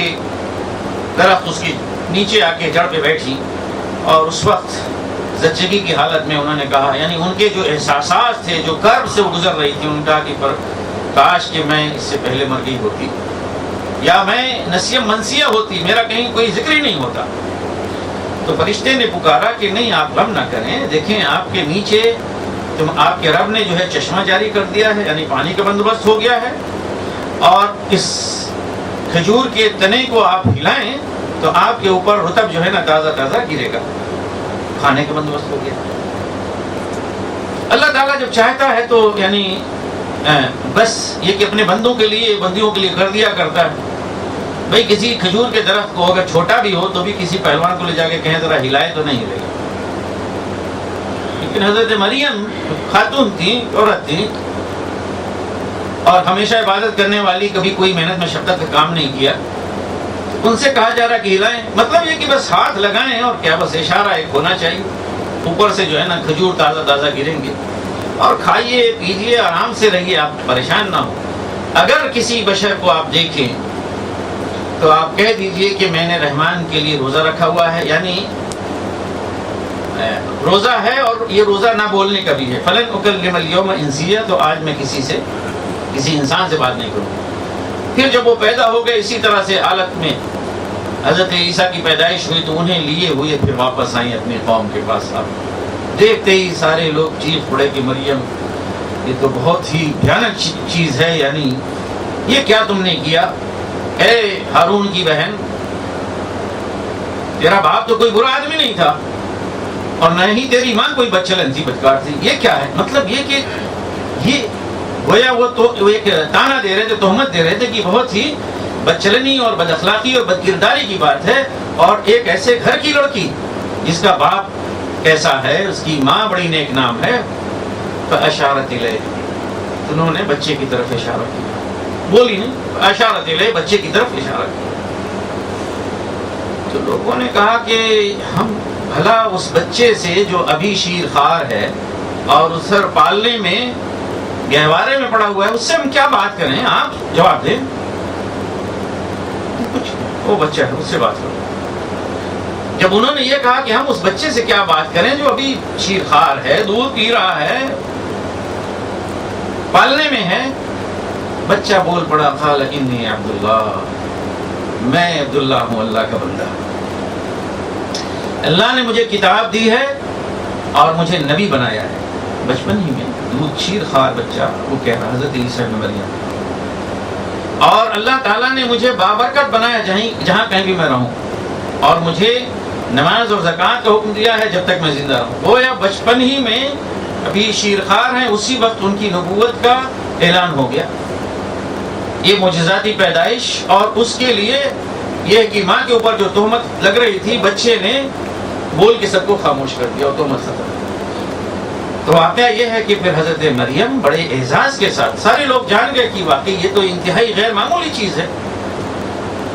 لیکن یہودیوں نے 30 سال کے بعد یا 40 سال کے بعد جب حضرت عیسیٰ کو نبوت ملی ہے اور ان کے اوپر جو الزام لگایا ہے، خاص طور سے حضرت مریم کے اوپر، اس لیے نہیں کہ ان کو معلوم نہیں تھا، سب معلوم تھا. محض اپنی شرارت سے ایک وہ معجزہ جسے پوری قوم نے دیکھا، اسے اب جو ہے 40 سال کے بعد انہوں نے بدکاری قرار دی. تو فرمایا کہ اور مجھے اللہ تعالیٰ نے بنایا ہے اپنے والدہ کے ساتھ حسن سلوک کرنے والا، ان کا حق شناس، اور مجھ پر سلامتی ہو جس دن میں پیدا ہوا اور جس دن میں مروں اور جس دن اٹھایا جاؤں. یہ بیان کرنے کے بعد فرمایا کہ ذالک عیسیٰ ابن مریم، یہ ہے عیسیٰ ابن مریم. قول الحق الذی فیہ یمترون، یہی درست بات ہے، حق بات ہے کہ جس کے بارے میں لوگ شبہ میں پڑے ہوئے ہیں. اللہ کا کام یہ نہیں ہے کہ وہ کسی انسان کو یا کسی بھی مخلوق کو اپنا بیٹا بنائے. سبحان اللہ پاک. یہ حضرت عیسیٰ کو اللہ تعالیٰ نے اس طرح سے پیدا کیا، اپنے کلمہ کن سے رہ گیا. اللہ کی بات، اللہ اپنے لیے کسی کی جو ہے کسی کا محتاج نہیں کہ اس کو کسی بیٹے کی ضرورت ہے. بوڑھا ہو جائے گا تو کوئی پانی پلائے یا خدمت کرے، یا کہیں کام کرتے ہوئے جو ہے کوئی تعاون کرے، لاٹھی اور ایسا پکڑا دے، کچھ نہیں. یعنی سبحان اللہ پاک ہے، ہر کمزوری سے، ہر عیب سے، ہر نقص سے وہ پاک ہے. اس کا معاملہ یہ کہ اذا قضى امرا فانما يقول له كن فيكون. جب کسی بات کو فیصلہ کر لیتا ہے تو کہتا ہے کہ کن فیکون، ہو جا، اور وہ چیز ہو جاتی ہے. اور اس کے بعد یہ بھی حقیقت بتلائی کہ وَإِنَّ اللَّهَ رَبِّي وَرَبُّكُمْ فَاعْبُدُوهُ، اللہ ہی میرا بھی رب ہے اور تم سب لوگوں کا بھی رب ہے، لہذا بندگی، عبادت، پرستش، اطاعت اس کی کرو. اس کے سوا اور کوئی معبود نہیں، یا اور کسی کی عبادت نہیں ہو سکتی. یہی سیدھا راستہ ہے. لیکن یہ سب واضح ہو جانے کے باوجود فرمایا کہ گروہ فاختلف الاحزاب، احزاب جو ہے وہ من بینہم، اپنے درمیان اختلاف پڑ گئے. خود عیسائیوں کے بہت سارے گروہ جو ہے وہ ان کے عقائد میں یعنی اس میں اختلافات ہوئے. انہوں نے خود جو ہے ان کو ان کے گروہوں نے کہا کہ یہ اللہ کے بیٹے ہیں والعیاذ باللہ. جبکہ ابتدائی دور میں بلکہ حضرت محمد صلی اللہ علیہ وسلم کی بعثت تک اگرچہ تھوڑا ہی لیکن تھوڑی تعداد میں ہی صحیح حق پرست جو حضرت شمعون کے پیروکار تھے وہ صحیح عیسائیت پر قائم تھے، اور ان کا عقیدہ یہی تھا کہ حضرت عیسیٰ ابن مریم اللہ کے رسول، اللہ کے بندے، وہ اللہ کے بیٹے نہیں. لیکن سینٹ پال آیا، اس نے جو عیسائیت جاری کی اور رائج کی، اس نے اپنی منطق اور فلسفے سے ان کو خدا بنایا. اور پھر یہی اپنے رومن امپائر جو تھی، رومی حکومت، اس کے حکومت کے زور سے اس نے اپنے اس عقیدے کو تمام عیسائی دنیا پہ جو ہے جاری کیا اور مجبور کیا لوگوں کو اسی کو اپنائے. اور چرچ جتنے بنائے گئے، کھولے گئے، وہ یہی کہ چرچ میں اب یہی عقیدہ چلے گا، اس کے علاوہ دوسرا نہیں۔ اگر کسی کا عقیدہ اس کے برعکس پایا جاتا ہے، نہیں حضرت عیسیٰ کو وہ انسان سمجھتا ہے اور یہ کہ اللہ کے نبی ہیں، خدا اس کے بیٹے نہیں ہیں، تو وہ چرچ اس کو اجازت نہیں دی جائے گی، یا ایسے اشخاص جو ہوں گے انہیں قتل کر دیا جائے گا۔ چنانچہ عیسائیت کی آپ تاریخ پڑھیں، ان کے قتل سے وہ تاریخ بھری پڑی۔ تو فرمایا کہ جو لوگ کفر کر رہے ہیں ان کے لیے تباہی ہے اور ہلاکت ہے، بربادی ہے، بڑے دن کے مشہد سے، یعنی جب حاضر ہوں گے، بڑا دن یعنی قیامت کا دن، تو اس وقت انہیں خوب یعنی اسمع بہم وابصر یوم یاتوننا، اس کا ایک ترجمہ آپ نے سنا کہ وہ خود جو ہے دیکھ اور سن رہے ہوں گے جب ہمارے پاس آئیں گے۔ دوسرا ترجمہ یہ بھی ہو سکتا ہے کہ اللہ تعالیٰ کے سامنے جب یہ آئیں گے تو اس حالت میں آئیں گے کہ اللہ نے خوب اچھی طرح سے انہیں سن رکھا ہے اور اچھی طرح سے انہیں دیکھ رکھا ہے، لیکن یہ ظالم لوگ آج جو ہے نا کھلی ہوئی گمراہی میں مبتلا ہے۔ تو قرآن شریف کا یہ درس سلسلہ دورہ تفسیر قرآن جو ماہ رمضان شروع ہوا تھا، آج اللہ کا شکریہ ادا کرتے ہوئے، اللہ کے حضور میں شکر بجا لاتے ہوئے ہم اس کا اختتام کرتے ہیں۔ اور یہ نورانی مجلس جو پورے مہینے چلتی رہی، تو واقعہ یہ ہے کہ اکثر کے لیے جو ہے نا ایک چیز ایسی بن گئی تھی جسے روز کے معمولات میں سے ایک معمول، اہم معمول، اور خود میرے لیے یہ ہے کہ باوجود کہ یعنی محنت اور مشقت ہوتی تھی، لیکن یہ ہے کہ بڑا اس میں دل لگتا تھا۔ بہرحال مجھے اس بات کا افسوس ہے کہ شاید میں لوگوں کی توقعات پہ پورا نہیں اترا، تو یہ تو ہمارے بھائی اور ساتھی، ان کی کرم نوازی ہے اور ذرہ نوازی ہے کہ انہوں نے مجھے یہاں پہ تفسیر قرآن کے لیے بٹھا دیا۔ بہرحال میری اسپیڈ اس سے زیادہ نہیں ہو سکتی۔ لوگ توقع بعض لوگ کرتے ہیں کہ پورا قرآن شریف ختم ہو، تو شاید میرے بس کی بات یہ نہیں ہے، اور شاید اللہ تعالیٰ مستقبل میں توفیق دے، کوئی اور آئے یا مجھے سے کوئی اللہ تعالیٰ کام لے تو ہم پورا قرآن شریف جو ہے ختم کر سکیں۔ لیکن میں یہ سمجھتا ہوں کہ مسئلہ یہ نہیں کہ لازماً قرآن شریف پورا جو ہے ختم کر لیا جائے۔ اگر ایک پارہ بھی آپ سنجیدگی کے ساتھ اور تدبر اور غور و فکر کے ساتھ پڑھتے ہیں اور اس سے کچھ درس اور سبق لے کر اٹھتے ہیں اور اپنی زندگی میں کچھ تبدیلی لانے کی کوشش کرتے ہیں، تو ایک پارہ بھی، ایک سورت بھی جو ہے کافی ہے۔ 15 پارے تو بہت ہیں، 15 پارے بہت ہیں۔ خاص طور سے ان 15 پاروں میں بے شمار صورتیں ابھی ہم پڑھ چکے ہیں، مکی صورتیں ہیں جس میں یعنی توحید کا عقیدہ اور رسالت کا عقیدہ اور آخرت کا عقیدہ، اسے بڑی اچھی طرح سے واضح کر دیا گیا ہے، اور ان کے ذریعے سے پھر عمل کی اپیل کی گئی ہے کہ اگر انسان کے اندر کچھ بھی یعنی غور و فکر کی صلاحیت ہو اور یہ کہ اپنے انجام کے بارے میں وہ فکر مند ہو، تو انشاءاللہ یہ چیز کافی ہے۔ تو میں اس پہ مطمئن ہوں کہ اللہ تعالیٰ نے ہمارے قسمت میں جتنا لکھا تھا پڑھنا پڑھانا، اتنا ہم نے پڑھ لیا۔ البتہ یہ کہ میں خود بھی یعنی دعا کرتا ہوں، آپ حضرات بھی میرے لیے دعا کریں کہ اگر کوئی چیز خلاف حق، کوئی بات منہ سے کبھی نکل گئی ہو یا کسی مفہوم کی وضاحت میں مجھ سے کوئی کوتاہی ہوئی ہو جو ایک یعنی بشریت کا خاصہ ہے، تو اللہ تعالیٰ سے میں دعا کرتا ہوں کہ اس کے شر سے مجھے بھی اور تمام سننے والوں کو محفوظ رکھے۔ البتہ اس میں جو کچھ بھی ہم نے پڑھا ہے اور اچھی بات سمجھ میں آئی ہے، تو تمام کی تمام تر جو ہے اللہ سبحانہ وتعالیٰ کی توفیق سے ہے، اور اللہ تعالیٰ ہم سب کو اس پر سننے سے زیادہ عمل کرنے کی توفیق عطا فرمائے۔